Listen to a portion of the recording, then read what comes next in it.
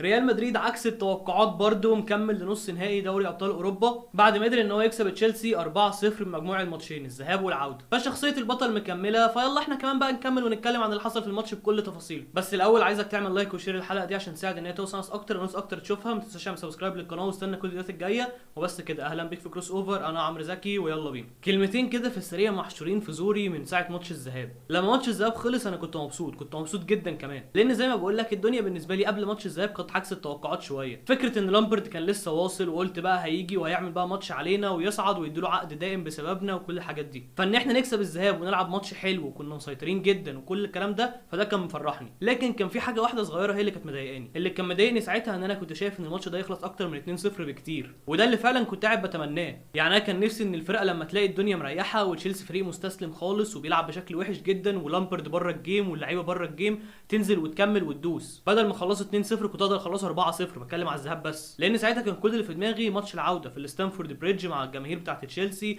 مع حته بقى المدرب الجديد وان هو خلاص كانت لسه اول ماتش والراجل قلقان وبتاع، هيبدا شويه يمسك تاني في الفرقه واللعيبه تبدا تصدق. كنت قلقان من فكره الريمونتادا، لان برده بيني وبينك هي مش هتفضل ماشيه معانا على طول. يعني احنا دايما بنعمل ريمونتادات، انا دايما بخاف بقى من العكس. فعشان كده كان نفسي ابقى مرتاح قوي في ماتش الذهاب، وده اللي حصل لما بدا ماتش النهارده وبدات اشوف اللعيبه بيتضغط عليها بشكل جامد جدا. لعيبه تشيلسي كانت نازله الماتش بتلعب ضغط عالي وبتضغط بكل اللعيبه ومأمن بخمسه في نص الملعب. يعني انت من اول دقيقه شايف كل لعيبه تشيلسي بتخش تجري على خط الدفاع بتاعنا بتاع ريال مدريد. وبرضه يعني خلينا واقعيين، ده اللي كان متوقع. فرقه خسرانه نازله اكيد عايزه تكسب وعايزه تهاجم، فانت مستني ده، فانت نازل متصالح جدا مع نفسك وعارف ان انت نازل تستقبل لعب. فبرضه ده يرجعنا اللي كنت لسه بقوله لك، لو انا كسبان فرق كبير قوي ده يبقى مريحني، استقبل زي ما استقبل، مفيش اي حاجه هتحصل. خصوصا ان الضغط بتاع تشيلسي هو ولد لهم فرصه فعلا في البدايه. الكره بتاعت كانتي، لو كانتي كان تعامل معاها بشكل احسن او لو كانتي كان لعيب احسن على الجون، كانت دي ممكن تعمل لنا مشاكل كبيره. والفرصه دي حتى لما ضاعت هي ما كسرتش العزيمه بتاعت تشيلسي، هم فضلوا مكملين وفضلوا بيضغطوا علينا بعدد كبير قوي من اللعيبه. لان زي ما بقول لك هو تشيلسي من الواضح اللي كان في دماغ لامبرد ان هو عايز يسيطر على نص الملعب، عايز يعرف يضغط عليك من قدام ويقفل ان الكره توصل للعيبه نص الملعب بتوعنا مودريتش وكروس وفالفيردي. لان لامبرد على الورق انت ما تبص على التشكيله تقول ده راجل نازل يدافع، ده هو اللي كسبان 2-0. الراجل كان داخل ب 5-4-1، 5 مدافعين 4 في نص الملعب كلهم بخصائص ما بين ال8 وال6، فده راجل نازل عايز يمسك كوره ويسيطر على نص الملعب. ساعتها بقى اللي كنت مستني جدا ان انا اشوف لعيبه ريال مدريد تخرج بالكوره ازاي تحت الضغط ده. اللي كان بيحصل ان كان في حاجتين هم اللي بيحصلوا عن طريقها بنخرج بالكوره، يعتبر طريقتين منفصلين او طريقتين شويه مرتبطين ببعض عشان كلهم بيوصلوا لنفس النتيجه في الاخر. اعتماد لعيبه ريال مدريد كان ان احنا ازاي نوصل الكوره للاطراف سواء لفينيسيوس او لرودريجو. ده ممكن مثلا ان هو يحصل عن طريق ان في شويه بساط الاول بتحصل في خط الدفاع بين الاربعه اللي موجودين، سواء كارفاخال او ميليتاو او الابا او اللي على الشمال كامافينجا، وحتى كمان كورتوا معاهم، يبداوا الخمسه ينقلوا كوره مع بعض لحد ما يبدا مثلا واحد من نص الملعب ينزل، وغالبا بيبقى يا مودريتش يا فالفيردي، ينزل يستلم وهو بظهره يرجع تاني الكوره ليهم، فتبدا واحد تاني يتسحب وراه، يبدا رودريجو يبدا ان هو يشوف المساحه اللي بتفضى دي، يبدا ينزل هو مره يسلم مودريتش يروح مكانه فالكوره تتلعب، فيبقى انا خرجت في المساحه اللي هي على الطرف. او حتى لو العكس، لما مودريتش ينزل ده اتسحب، رودريجو يبدا يرحل شويه وفجاه يلف بظهره ويروح في المساحه دي، فتتلعب له كره طويله من قدر ميليتاو اللي بيلعب كور طويله، حاجه يعني تحفه. فسواء على الارض بالطريقه الاولى او بالكره الطويله بتاعت ميليتاو، سواء هيلعبها في نفس الناحيه اللي الكره بتتحضر منها او الناحيه العكسيه لفينيسيوس، فده اللي كانت الطريقه اللي احنا بنخرج بيها، لازم الكره توصل للاطراف. وده يعتبر بديهي شويه، انت بتلاعب فرقه زي ما قلت لك 5-4-1 مكتر عدد اللعيبه في نص الملعب، فاكيد المساحه اللي هتبقى موجوده على الاطراف. خصوصا كمان ان واحد زي ريس جيمس كان بيزق لقدام قوي، او الاكتر كمان كان بيخش نص الملعب. الناحيه الثانيه كوكوريا كان دايما زي اللي قدامه ماسك الخط وفاتح خالص عشان يشد الباك اليمين بتاع مدريد اللي هو كارفاخال. ولامبرد كان بيلعب ب3 عشان لما ده يحصل يبقى موجود فوفانا يروح هو مع فينيسيوس ناحيه الخط، والناحيه الثانيه يروح شالوبا ناحيه برده الخط مع رودريجو. وده برده كان بيخلق مساحه ثانيه في اوقات كتيره جدا لعيبه ريال مدريد كانت بتستغلها، المساحه اللي هي تتسمى الهاف سبيس، اللي هي المساحه المفروض بين الباك والظهير، بس في الحاله دي طبعا الظهير هو شالوبا اللي هو يعتبر باك، وتياجو سيلفا. المساحه اللي بينهم دي دايما بتبقى فاضيه. ومثلا لو هنتكلم بالفرص عشان تبدا تربط شويه بالكلام اللي بقوله لك، الكره بتاعت مودريتش او بتاعت رودريجو اللي كانت في الشوط الاول،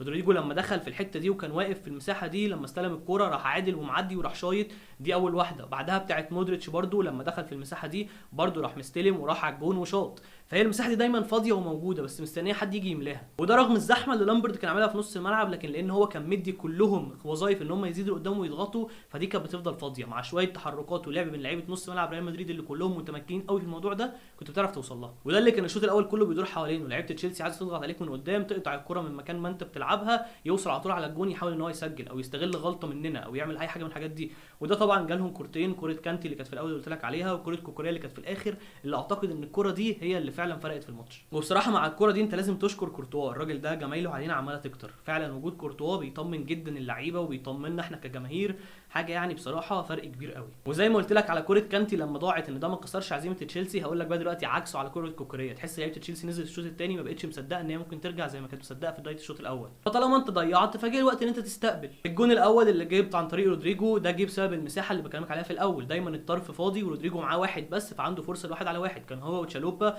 الكره اتلعبت له من ايدر ميليتاو، كره تعتبر طويله شويه من المدافع لحد الجناح بتاعه اللي عارف الزاويه بتاعته، رودريجو عرف ان هو يستغلها بالمهاره واحد على واحد وعدى على تشالوبا، راح خلاص انت قدامك فدان يا معلم، اجري بقى براحتك. والجون الاول ده فعلا زي ما بقول لك من المساحه اللي كلمتك عليها في الاول، والجون الثاني برده يعتبر برده من المساحه اللي كلمتك عليها من الاول، اللي هي بقى حته الهاف سبيس بقى المره دي، المساحه اللي بين الباك وبين المدافع، لان داني سيبايوس لما قرر ان هو يتحرك في المساحه دي خد عيون المدافعين بتوع تشيلسي، وفي الاخر داني سيبايوس ما استلمهاش، هو مجرد التحرك هو اللي خلى فينيسيوس يبقى فاضي ويستلم هو براحته. وبرده بعيدا عن حته ان الهاف سبيس دي كانت فاضيه، فبرده فينيسيوس كان واحد على واحد، ده برده اللي خلاه لما اللعيبه ركزت مع سيبايوس وهو ساب له الكوره فينيسيوس راح عرف ان هو يتعامل معاها بكل سهوله من غير ما يحس ان هو مضغوط او مخنوق. وانا بالنسبه لي بصراحه لما الشوط الاول كان خلص 0-0 انا كنت متاكد ان ريال مدريد هيسجل، متاكد احنا هنعرف نجيب اجوان، لان انا شايف ان الفرقه فعلا كانت بتلعب بشكل صح، زي ما بقول لك كانت الغلطات موجوده، انا كمتفرج عادي شايفها، فاكيد انشيلوتي شايفها وكان بيشتغل عليها بشكل كويس جدا هو اللعيبه، بس ما كانتش لسه ماشيه، فمسيرك كنت هتسجل، لان زي ما بقول لك 3 فرص اللي جولك في الشوط الاول هم جم من الحتت دي، مودريتش الكره اللي استلمها من بعيد وعلبها بالعرض لفينيسيوس اللي برده كان جاي